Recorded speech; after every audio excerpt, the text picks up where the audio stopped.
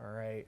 Welcome, KOTA territory, to your KOTA Political Pulse. I am Humberto Giles-Sanchez. I'm joined by investigative reporter here, Blake Troli, kind of starting this new segment, this new show, helping you understand some of the stuff that's going on at the South Dakota legislature, and maybe even after this legislative session is done, we can focus in on a little bit on some West River politics, which is exciting to hear.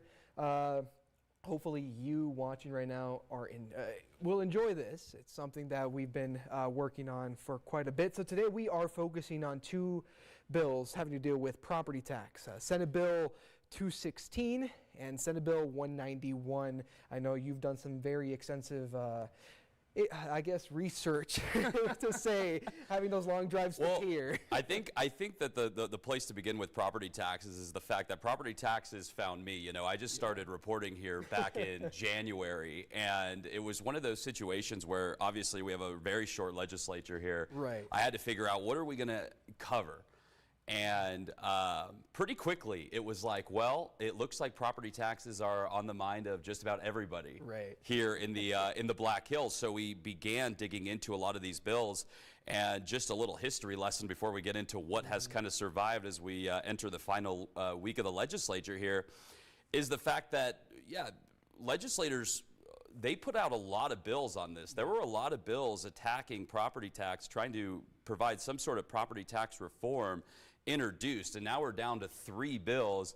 Two key bills here: Senate Bill 191 by State Senator Amber Holson, Senate Bill 216. This was the governor's bill that he crafted with a series of lawmakers, or a series of meetings with lawmakers.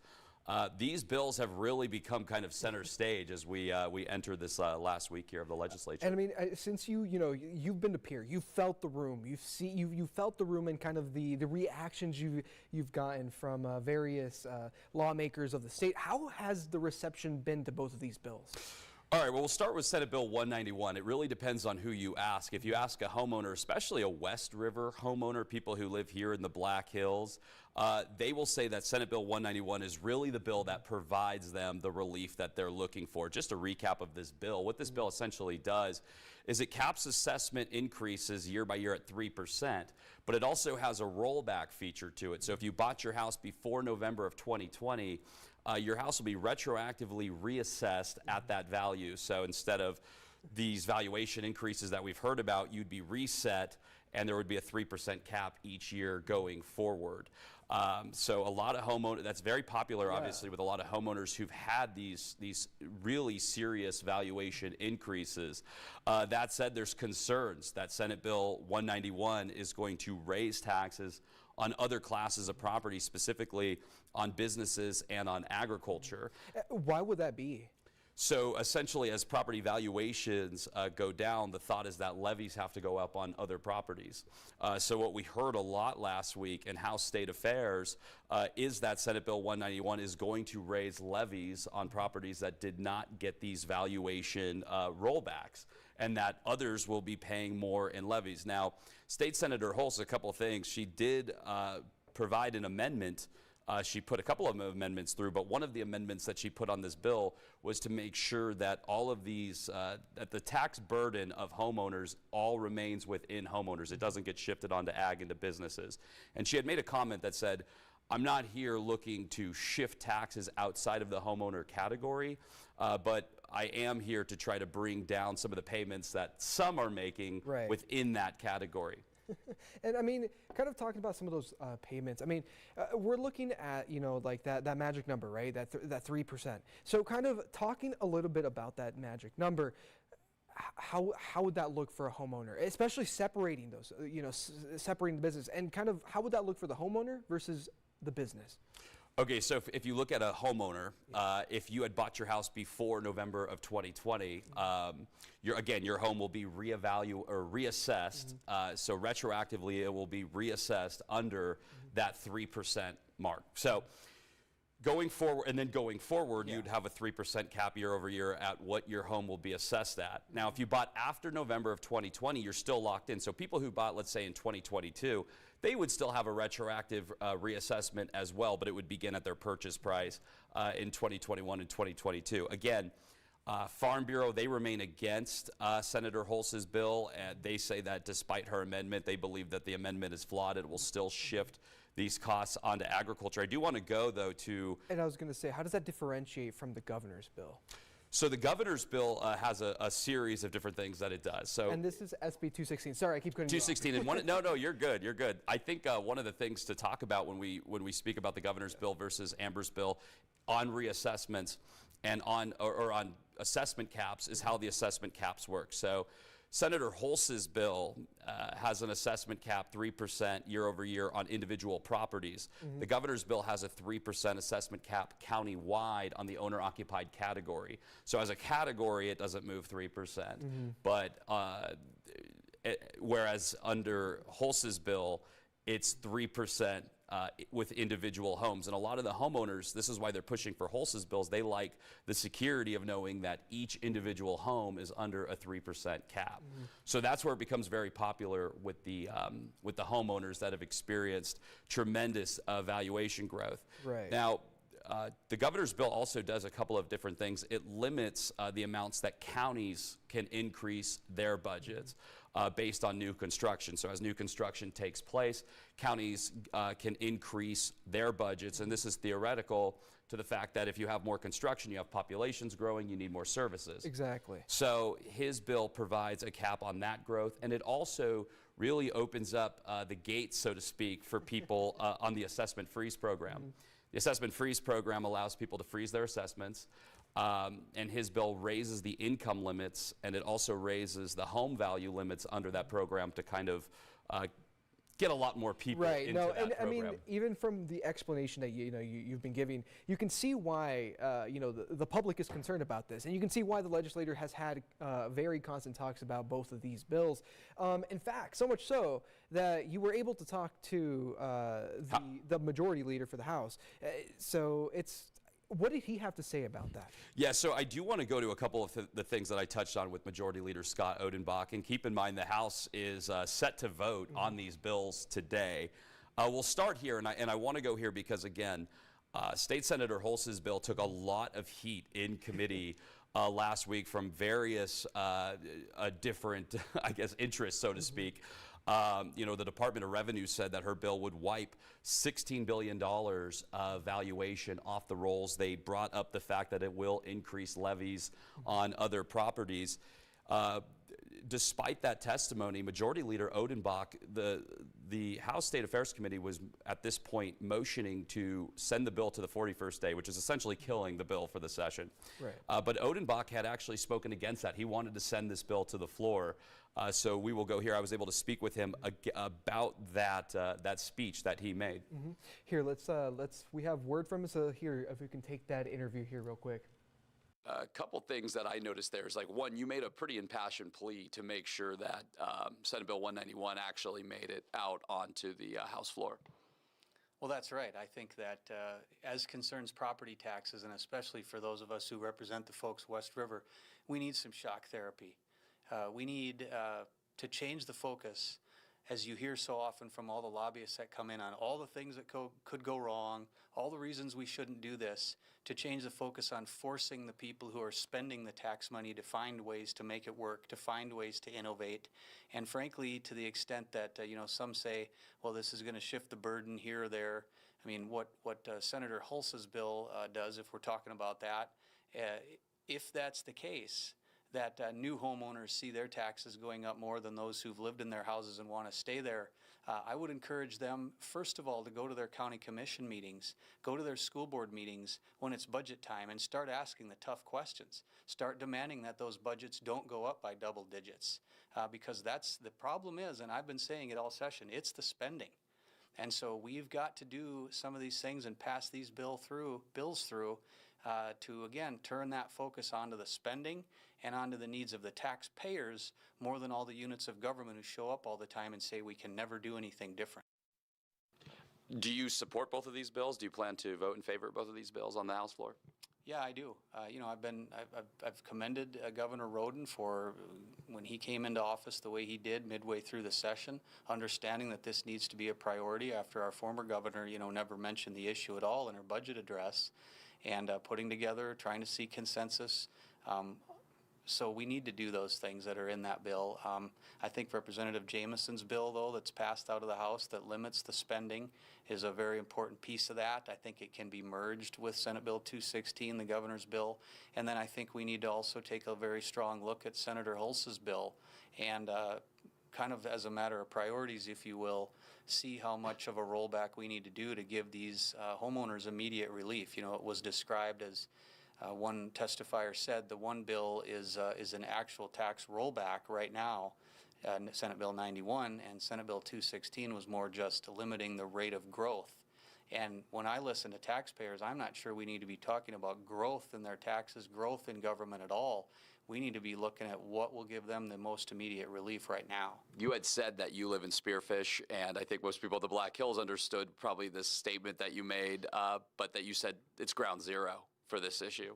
Oh, 100%. And I mean, I read an email from a constituent that I got just this morning who's a friend of mine who was telling me, as I've heard from so many, that her taxes have gone up double digits. And, you know, it was a plea to, you know, please do something. And she was asking us to vote for Senate Bill 91. And, boy, I don't think it's good politics or good policy to ignore all those voices. You know, and something interesting that he was just saying there is the difference between the two bills. You know, one of them he mentioned that it's a rollback and the other one's kind of capping the growth. So really quickly, while you were there, I mean, taking those two words into consideration, how would you say the lawmakers kind of feel? I mean, he mentioned a little bit on, you know, people are feeling that, you know, maybe not so much about the growth, more on kind of, like you mentioned a little bit earlier in the interview, a little bit more toward the rollback. Right. So how exactly would you say the lawmakers are feeling when it comes to mentioning those two words? Right? It's interesting. One of the first things I had asked State Senator Hulse when she got out of that hearing is, do you anticipate any challenges convincing lawmakers that this won't pass costs on to agriculture? I think it's the tale of different districts here. Right.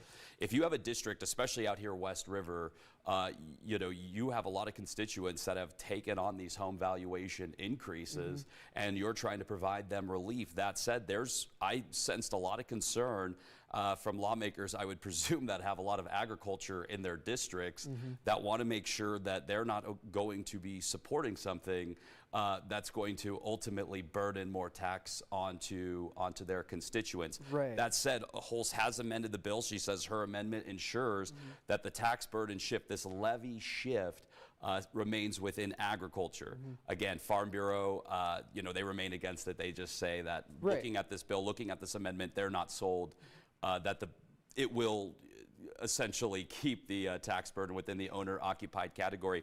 Another interesting thing there that you can hear Representative Odenbach talking about is the spending. Yeah. So when we talk about these taxes, of course, these taxes are going to fund a lot of local government programs. I think that just hearing from the majority leader here, part of this conversation could become a lot about spending. How do we keep it so that our homeowners aren't paying so much in taxes through spending? And that's addressed in part by the governor's bill. The governor's bill has that cap on growth. Now, keep in mind, the governor's bill, and this is where this whole thing becomes one big web of competing interests, so to speak. The governor's bill took criticism because of that as well. You had, you know, local municipalities speaking against the governor's bill, saying, look, we need to have that money for growth. We need to have that money for services. The governor has amended his bill to say we are clarifying, the governor's bill clarifies that counties, taxing districts, they can opt out of these tax caps with approval by the voters, of course. Right. So again, I think it's, you've got a lot of different angles here coming at these bills. And you know, the most interesting part is that both of them, like as you mentioned, and as you know, the House Majority Leader Odenbach kind of mentioned too, it seems like both of them are wanting to do good for the people of South Dakota, but they're trying to kind of do good in their own different ways. And really quickly, you mentioned a lot about levies, especially for 191. What exactly, for some of our viewers who might not be kind of well versed in some of the political language, what exactly is a levy? Right. So a levy is essentially a supplemental tax, right, that is put on to your property to pay for all sorts of different things, right? Right. A lot of times this mostly pertains to local services.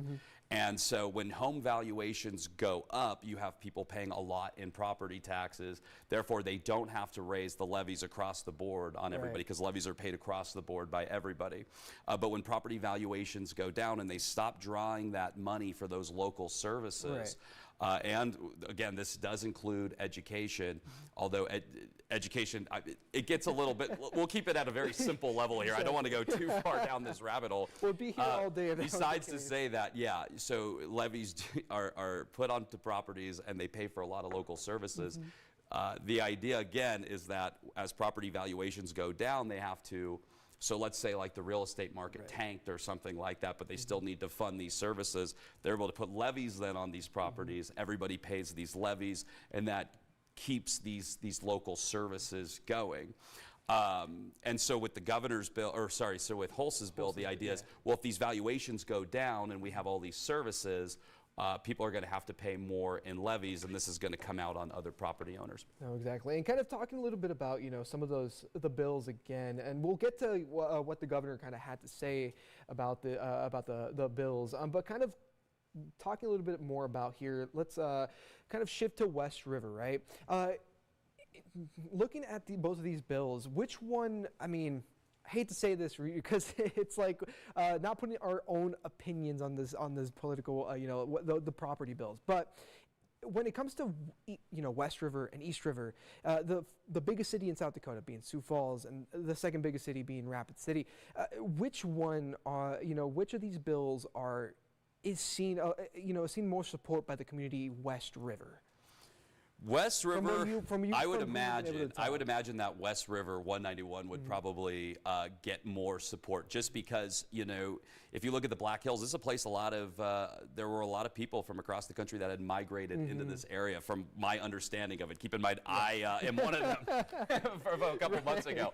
But the way it's been described to me is that, you have people who've, they've lived in their homes for a number of years. Some of them have been there for probably decades, I could imagine. Yeah, and so what's ended up happening to their property is, people are moving in from out of state. They're putting high bids on these homes, and now you have your home being comped against these, and your assessment is going through the roof, and now your property tax bill is going through the roof. And so what 191 essentially does is it puts a cap on that assessment growth. It says that every year, individually, your home's property taxes can only, so the assessment value that we're going to use to determine your property taxes can only grow each year by 3%. And it resets all the home valuations according to that. And again, it uses that November of 2020 date. So if you own before November of 2020, we're going to reassess you at 3%. If you owned after that, we're going to start at your purchase price.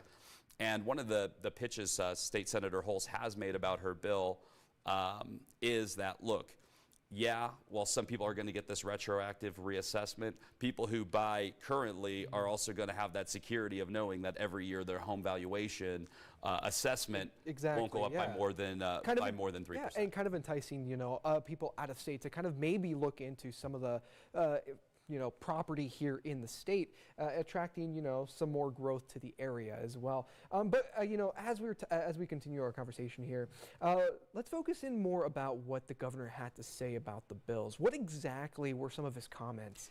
We'll start here. I was at his press conference on Thursday, and I asked about his bill again. This is Senate Bill 216. And one thing of note here with the governor's bill is that this was crafted between the governor and a group of lawmakers that all had a stake in this. He held a series of meetings. He says that, this ultimately led to some compromise, led to the finished product, which is, again, what I kind of explained earlier in the show. But we'll go here. I asked him about, his conversations with lawmakers. Yeah, see if we could take that. Your property tax bill is being sent to the House floor. Do you plan to reach out to House representatives to get support on that bill? Additionally, Senate Bill 191 was also sent to the House floor. Your thoughts on that bill as well, please.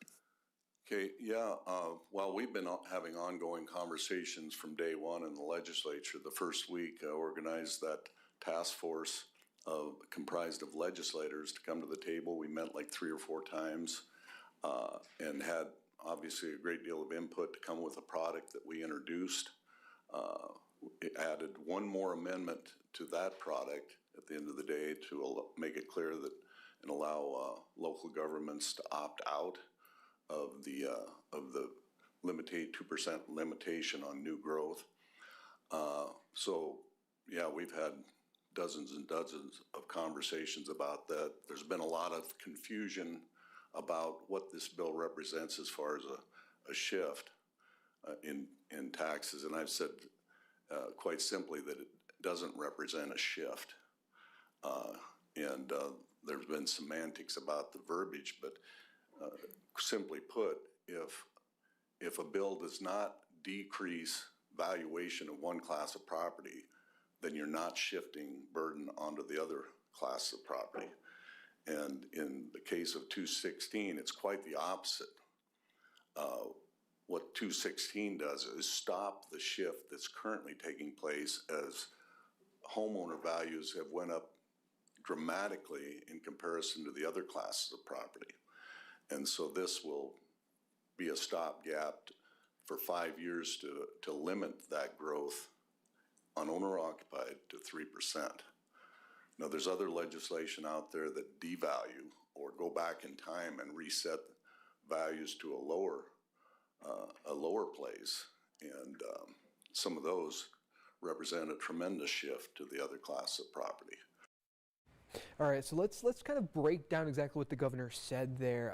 Kind of starting off, he was talking a little bit about, comparing, the reevaluation. How can you go into depth a little bit more? Well, I think the main takeaway there at the end, he's obviously talking about Senate Bill 191, and what he is again getting at is the idea that if you devalue these properties, then those levies are going to be put on other properties. And again, and I want to say this throughout the show, that State Senator Hulse has amended her bill to keep it within the owner-occupied category, and this is something she said. My goal is not to shift taxes outside the class. But my goal is to, remedy some of these people who've had these tremendous valuation increases, which again is a case-by-case basis. And I should probably say that when you ask me about who would support this bill, West River, yes, somebody who's gone through a tremendous valuation increase definitely has been affected by this. Somebody who has not, I think you might get a mix of opinions on that if their levies are to go up because of this. So again, I think you have a lot of mixed feelings about these bills, and I think that part of this conversation, and I kind of want to reference back to this with Odenbach, Majority Leader Odenbach, is he's talking about the spending. There's so much kind of in the middle here, and I think, one of the themes that we're going to probably see start bubbling up with these conversations is part of the issue here just spending in general that's leading to this demand for more money, leading to the demand for these levies, leading to the demand for these taxes. I think that could become a theme. Again, we're hearing that from leadership, so that's where, I'm drawing that. Now, one of the elephants we have to address in the room, so to speak, is the fact that these bills will ultimately end up on Governor Rodin's desk. He was questioned, obviously, with property taxes coming down to the wire. He was questioned multiple times, and he did signal doubt about 191 if we could just go straight here. If we could take that real quick. Oh, it doesn't seem like we were able to get that video, which is fine. Well, essentially, Rodin had casted doubt that 2/3 of the legislature would vote to. So every year, the legislature approves levies, and as a levy, they have a bill that approves levies based on. We'll keep it very simple. Every year, the legislature votes to either. They vote on levies based on the status of home valuations. And Rodin said, do you think 2/3 of the legislature will actually approve a levy increase? Right. And so, I mean, I feel like at that point, it's just, it seems like the governor wants to look at and see how many people voted yay or nay to it, and then maybe make a decision for that. Well, that's what I was going to say. I think that the success of Senate Bill 191, and keep in mind, this bill had unanimous support in the Senate, and that was something that Tax Relief for Property Owners, the co-founder of that, Robert Paul, he testified last week in State Affairs. He had pointed that out. He said, look, this bill got unanimous support in the Senate, and that was part of his supportive testimony of this bill. I think if the bill does overwhelmingly well in the House, it'll be really interesting to see what the governor ends up doing with it at that point, with so much legislative approval. And I think, to me, that will be what to watch for, is not just if it passes or fails out of the House, but by what margin. So now the next question is, can both of these bills pass? Can they both be signed? And what would it look like if they are both signed? I mean, at that point, we're looking at two property tax bills that are, they're working toward the same thing, but that work vastly different. Yeah, I've kind of wondered that myself. I mean, honestly, part of that's a big question mark for me, because some of this stuff seems like it would actually have an overlap to it, specifically with the assessments. If you've got a 3% countywide and you have a 3% on individual home and they both pass, I would assume that means you would take the 3% on individual homes. Right. That's more targeted. So what you would have is, you would have we'll just say it all goes through, right, or both of these go through. This is my best guess. I want to make this very clear. I am guessing now. Now you get a guess from a guy who should not be nowhere near politics ever with my career.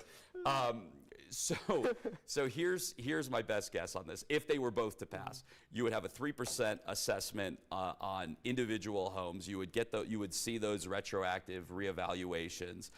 Then you would also see some of the provisions of the governor's bill. You would see limits on county budget growth based on new construction.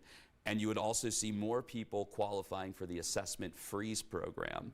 And keep in mind, the governor's bill, that could be very helpful for a lot of people, more so than even 191 on the assessment freeze side of things. If you're able to actually freeze your assessment, that's better than a 3% cap. Year over year over year, you're able to actually freeze that assessment. So the best I can describe these bills is that, there's a lot of competing interests. There's a lot of competing who wants what to pass and why they might want it to pass. And I think it will, especially in the case of 191, it will really, obviously if the governor's bill gets through, he was part of the team. He's more than likely going to sign that. If we go to State Senator Hulse's bill, if that gets through, I think we're really watching on what margin that gets through. And keep in mind that also that the legislature is set to also have I believe, I have to look into this, but I think I saw this come out last week, that they're going to be doing a study on property taxes. So we could see a lot more action. This is something that could come right back up next year. Yeah, I was going to say, it seems like, at least as of right now, until we get more on that study, if they do end up doing that, like you mentioned just now, we could be hearing about this again for the 2026 legislative session. But kind of, as we start to wrap up here, we do know that they are voting on this today, correct? Here, March 10th? Exactly, March 10th, the Senate, the House these are both on the House floor, Senate Bill 216 and Senate Bill 191. And we know there's people West River, especially out of the Tax Relief for Property Owners group, they're going to be watching this. Keep in mind, they have really backed, and when you ask me about which bill do I think has supported West River, well, Tax Relief for Property Owners is an online group. They do have membership statewide, but it started down in Hot Springs, Southern Black Hills, it's... And I think that said, Odenbach at one point last week described Spearfish as being kind of ground zero for this issue. So I would say that West River, you have a lot of people who are up against pretty high valuations, and they will more than likely be pretty supportive of that bill. That said, if you're in the ag community, maybe you're in a county that has not had these type of valuation increases, you might see Senate Bill 191 as something that raises your levies. Right. So I think it really depends, and that's not just for ag or business. That's just another homeowner, right? Exactly. So it'll be interesting to see what happens. Yes, and whether it's support, whether it is either, not trying to separate each state as like we're an individual, but whoever it is, like you mentioned, if you're a homeowner, I would recommend you look into that, into both of these bills to see if one passes, how that's going to affect you in the long run. But we'll keep you updated later on today as the day progresses, as we hear more word from Pierre, what passes, what doesn't, what gets, maybe it gets shut down, maybe for better or for worse. I'll be on the evening news with it tonight. Exactly. So we'll be covering this, and this is something that again we've been covering since the beginning of the legislature, and like I said, it was an issue that found us. I mean, I remember when I got here about 2-3 months, whatever, it was in January, and our now news director who's at the beach. Right, yes. She Throw was her like, under the bus there. I'm leaving. She's our news director who's, at least we have good weather this week when we compare this. But Exactly. she had told me to just kind of take the pulse of the whole thing. And property taxes, I mean, they came up right away, and they have remained a central theme of this legislature. And I mean, when you're dealing with taxes and people, the constituents' money at that point, you do have to take that into consideration to make sure you're putting that money to good use and whatnot. But, other than that, though, is there anything else our viewers should know about both of these bills before we wrap up here? No, I think obviously Senate Bill 216, you had a lot of lawmakers behind it.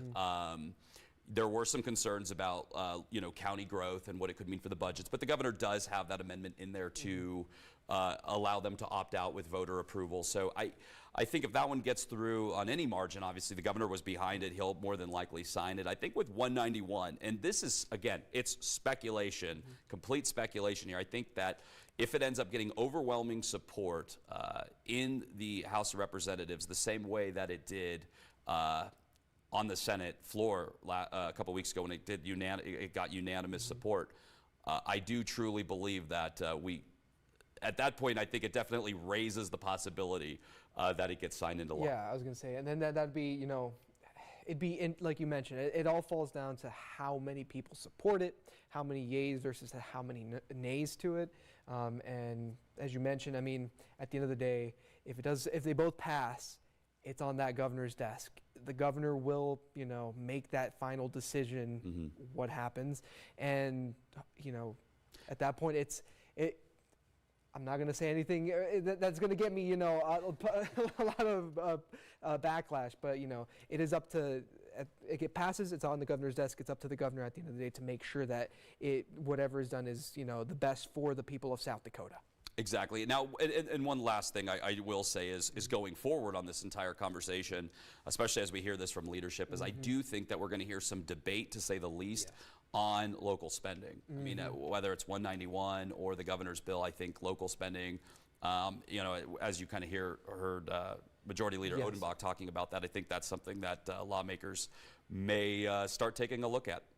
Well, thank you for tuning in today to the South Dakota, or the KOTA Political Pulse, sorry. Call whatever you want. I was thinking of a whole name for it, a new name. No, but thank you for If you get it wrong the second time, it's even at that right? point, right? I mean, it's like you got two, at that point we just choose one and go forward. Yes, no, exactly. Well, thank you, Blake, for joining us here at the for the kind of this nice new show. Be sure to tune in Thursday. Do you have kind of what our viewers can kind of expect that day, or just have them tune in Thursday to see what we're talking about? So we talked about this off air. Yes. I'm nervous to tell everybody what we're going to be talking about next, because there's a couple of topics I think this week that could end up getting a lot of oxygen, if you will, out here. One is tariffs. I have an interview tomorrow set to talk to the ranching community about tariffs and how those might impact South Dakota. Last week, Governor Roden did touch on this, so we can definitely dive into that, but also budget. Budget's going to be a big item this week. I was going to say budget is definitely going to be a big item, and especially, even tariffs, just because, again, West River, huge ranching community. Geez, I'm starting to chop up my speech here. No, but West River, huge ranching community. It's a big thing here, so that'll also be very good to keep on your radar for you watching right now. Yeah, and we'll see what that conversation becomes. I mean, yesterday while I was setting up the interview, one of the comments that was made to me with the tariff situation is that it's so fluid, right? It's, we're kind of getting different news on different days. So come Thursday, we shall see. Yep, so we'll see you back here Thursday on the KOTA Political Pulse. But for now, I'm Humberto Giles-Sanchez. Thank you again, Blake, for joining me at the desk. We hope you have a wonderful rest of your Monday. Keep an eye out on those kind of that vote today for the South Dakota legislature. But other than that, have a wonderful rest of your Monday.